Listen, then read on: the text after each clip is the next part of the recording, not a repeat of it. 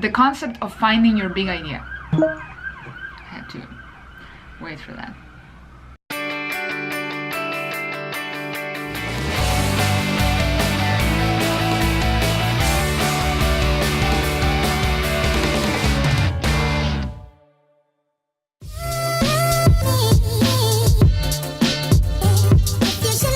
Hey, what's up my friends, hustle family, how are you guys doing? Carolina here, and today it is May 23rd, and in just a few minutes, actually in about 15 minutes, I will be getting on Skype to do a new podcast interview with John Lee Dumas. John Lee Dumas is the guy behind Entrepreneur on Fire, behind the Mastery Journal, the Freedom Journal. I heard he's now launching the podcasting journal or something like that. And I did an interview with him back in 2017.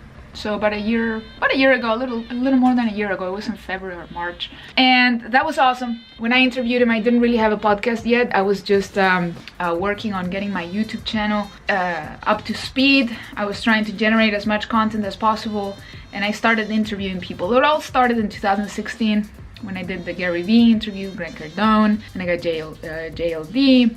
Russell Brunson, and so on. I got quite a few people, and it's been quite a ride. It's been really awesome for me to see this, and I made a post on my Facebook page today, because so far this is going to be my 13th or 14th interview so far in the podcast, and they have all been with men. And for some strange reason, that I have yet to understand, the few women, because I'll admit it, I haven't really contacted that many women entrepreneurs, but the few that I have turned me down. Not in a negative light, and they haven't done it directly, but their assistants have said, oh no, I'm sorry, her schedule is so busy, and yeah, we'll let you know in the future. We all know what that means. It's like, sure, we'll call you.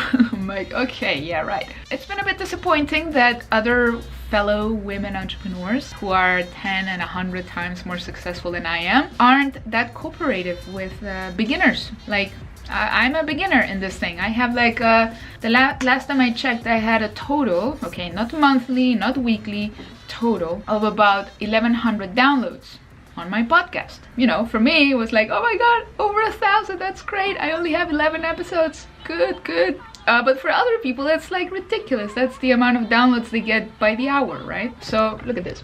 Here are the stats, and so far May 400 downloads, April 425. So hopefully May will go a little better than April, and so February, that's when I launched. March was really slow because I didn't upload any episodes at all in March. April I started posting more often, and then May. So as you can see, that's a total of 1,100 downloads, almost 1,200 downloads. So I'm not complaining or anything. Like, I'm excited. I don't have a huge audience, and I haven't ran any paid ads yet. And I was listening to JLD earlier today just to get, you know, in the mood for the interview, and he gave me quite a few really good ideas for content. And one really interesting thing that he's doing now is that he's not uploading daily anymore. The Entrepreneur on Fire used to be a daily show, like every single day for like 4 or 5 years. I don't know, I'm gonna ask him. But he's already at episode 2000 plus, so 365 days in a year, you do the math, right? So now he's uploading like twice or 3 times a week. I'm gonna ask him all of that. That's interesting. It's interesting that I haven't gotten any women yet. I also think I may be going at it the wrong way, trying to go for the huge or the famous or the celebrity entrepreneurs. And I don't want you, if you're watching, I don't want you to think I am dismissing you, or that you don't have a cool story to tell just because you're not Tony Robbins or you're not famous. That's definitely not the way I see it. The way I saw it was, alright, I want to get a few really big, inspiring people at the very beginning. Doesn't mean you're not inspiring, don't get me wrong. But I wanted to go after people with big audiences, not because it would benefit me that much, because let's face it, I think out of all those 11 or 12 entrepreneurs, only one of them ever retweeted one of my, I think it was Evan Carmichael, he retweeted when I posted his interview with me, and everyone else just liked it, or you know, nobody shared it. So it's not like I want to leverage their audience, or like they're gonna email their audience about me.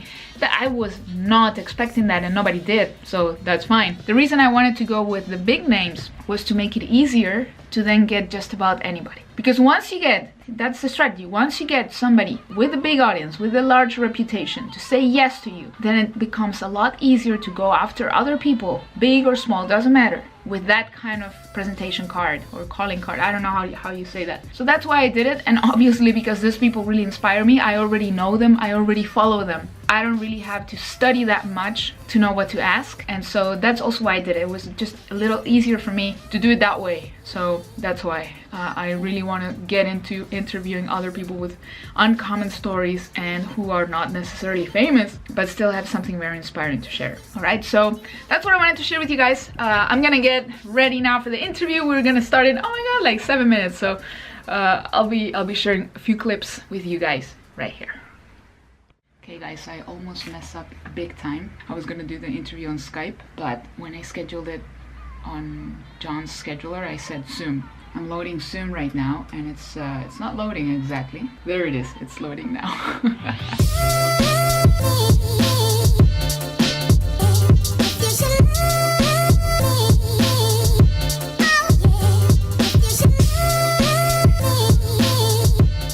And then on Thursdays, I open it up to my audience, kind of like what you're doing right now. And I say, hey, Fire Nation, if you have any questions, drop your Skype ID right here below. And I'm going to go ahead and call you, and you can ask me any question you have. And I'm just going to answer your questions one by one by one. And then I turn those into Q&A episodes as well. And then I kind of take those Q&As, put them into a podcast and put them live, and then just kind of allow my listeners to hear just Fire Nation asking pretty cool, because a lot of people have been emailing me and saying, John, these are questions that I've wanted to ask you all the time. And I was so glad that Sarah or Tom or Carolina or Bob like asked you that question. Okay guys, that went well. JLD usually schedules interviews that are really short, so I only had like 16-17 minutes with him, and I didn't get to ask all the questions that I wanted. But either way, I hope you enjoy it. Remember, go to beyondthehustle.com to subscribe to the podcast, and you can choose you can choose different platforms in there. There's SoundCloud right now, there's Apple iTunes, of course, and Google Play Music. So we have those 3 platforms. I already submitted the podcast to Spotify, and I heard that Spotify was getting way too many requests, and so they put them on hold until June. So hopefully in June, my podcast will be on Spotify as well. Something that really inspired me whilst talking to JLD, something that came up, was the concept of your big idea. Because I told him, listen, what would you recommend to people who are struggling with their podcast or projects? Myself, right? My struggle right now is getting a bigger audience, yada, yada, yada. And he said, what really helped me was finding my big idea. There is one big idea that you need to find. And he said, if I asked you right now, what's your big idea? You probably wouldn't be able to answer very quickly. And I would say, actually, no. I am not that clear. And I'm being honest with you guys, I am not yet super 100% clear about what's my one big idea. So he put together a training that you can find at yourbigidea.io. So that's JLD's, John Lee Dumas training that you can check out. And it's a 3-hour training. I haven't gone through it right now because I just finished the interview, but I will go through it shortly. Hopefully, if not tomorrow, I'll go through it this weekend and share with you my thoughts on it. It's simple. You have to find one big thing that moves you, one big thing that you want to crush, one big idea. And obviously smaller ideas will come from that one. It's natural, that's how it is. But what happens to me, for example, is that I have several medium ideas, right? Or several smaller ideas that I want to accomplish. Nothing strong enough, nothing that makes me passionate enough to really follow through all the way until the end. And while I have had a lot of success in many aspects in my life, I've been able to successfully launch my podcast. Now I'm like, okay, how do I get more listeners, right? I have been able to launch my own online courses. I have been able to launch my personal brand. I've been successful. I broke the 7-figure mark in my business, but there's still like that one big idea that I'm chasing. What is that one big thing that I want to accomplish? I want to touch people's lives. I want to make a difference in the world. Yes, I want to be a multi-millionaire, but I'm still looking for the one big idea. So hopefully that training is going to be helpful. And the sun is on my face now. Anyway, during the interview, we also talked about the Mastery Journal. And JLD is launching the podcast journal very soon, so you will want to check that out. I think if you go to the podcastjournal.com, you can already learn more about it, and they're launching it in July or so. Anyway, I will be, right now I'm waiting for the, and I hate these things, but this is one of those things that I just can't delegate to an assistant, because everybody that works for me is virtual. And so they're coming over from the cable company, well, the internet company, really, our internet provider, to install the internet at my office, the new office that I showed you guys a couple episodes ago. So I'm waiting for the guy, the technician. He was supposed to come here before 1 p.m. and now it's 4 p.m. and I am going at 6 p.m. I'm going out with my friends, 2 of my best girlfriends. You know, it's those little things where I wish I had somebody here locally, like somebody who could run errands for me and stuff. And probably if my business continues to grow, I will be forced to outsource even those little things. Today I'm alone because Thomas is not here. Otherwise Thomas would be taking care of the technician and everything, but I am alone here for the last couple days. I've been alone. As you grow, as an entrepreneur, as a person, as you become more and more successful, you need to guard your time. You need to stop doing all these little things, including waiting for the cable company or internet company technician, doing the dishes. Anything that has nothing to do with your vision and where you want to go and your one big idea needs to go out. And well, I know it's not easy at first. It's not easy at first because you need resources. You need resources. You need to be resourceful to get those resources.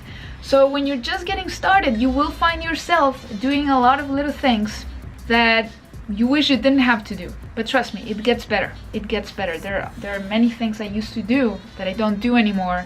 And there are many that I'm already, drafting lists of things that I don't want to do anymore and that I want to hire someone to do so that it changes for me even more. So I will catch up with you guys later. I'm gonna drink my tea. Hopefully the cable company guy, I keep saying cable company guy because the same company provides cable, internet, and phone. But I'm only hiring the internet. So I keep saying cable company, but it's the internet company. Anyway, I'll see you guys later. What's up, guys? I just got back from having tea with my friends. We had some sandwiches. We went to a really cute little cafe. One of my friends, she's having a few, by the way, I'm watching the playoffs.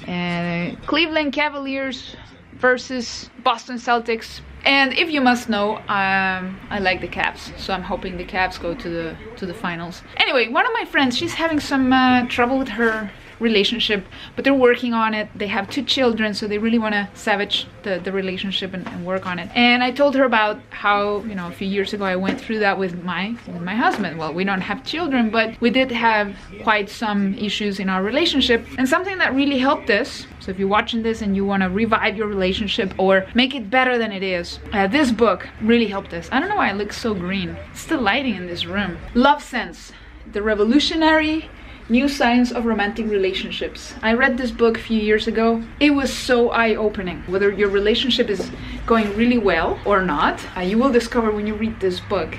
There's so much to understand about how love really works and how much sense it really makes. I read it a while ago. I mean, I wish I could tell you guys a little more about it, but I read it 4 years ago. It's been a while, but I strongly recommend it. It did contribute quite a bit to our relationship being rebuilt and saved and becoming what it is today. Love Sense by Dr. Sue Johnson. Check it out. Well, I hope you enjoyed today's vlog, and if you're new here and you haven't subscribed to my YouTube channel, now it's time to do so. Hit that button right now and tap the notifications bell so you never miss one of my videos. I am uploading content in Spanish and English, and I believe that I'm going to launch, I don't believe it, I will launch a Spanish channel because there's a huge demand from the Spanish audience for my Spanish audience, for me to create more content, and I feel like it's time for me to just separate it.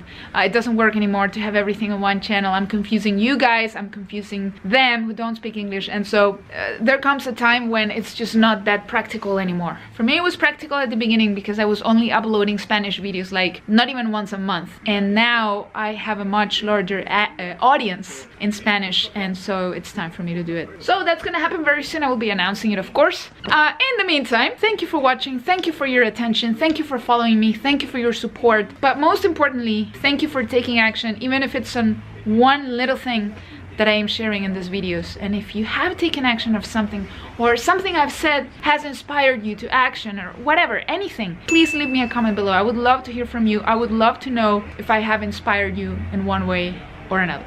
So go ahead, leave me a comment now, and I'll see you in the next video. Bye.